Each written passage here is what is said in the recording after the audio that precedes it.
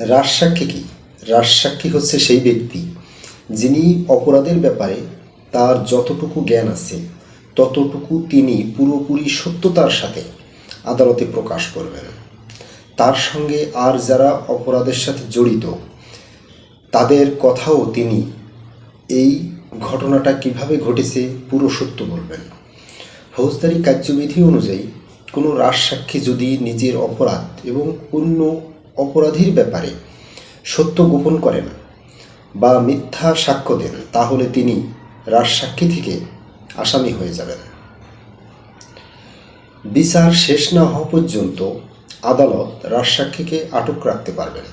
সম্পূর্ণভাবে সত্য উদ্ঘাটন করার জন্য আমাদের ফৌজদারি কার্যবিধির 377 ধারা মতে ম্যাজিস্ট্রেট এবং 338 ধারা মতে দায়ের আদালত রাজসাক্ষীকে ক্ষমা করতে পারবেন।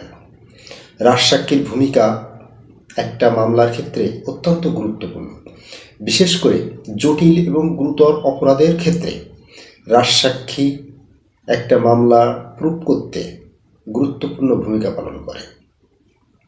যেখানে প্রমাণের অভাব থাকে, এমন ঘটনা যা বাইরে থেকে জানা সম্ভব নয়, সেক্ষেত্রে রাজসাক্ষী মামলা প্রমাণে সহায়তা করে থাকে।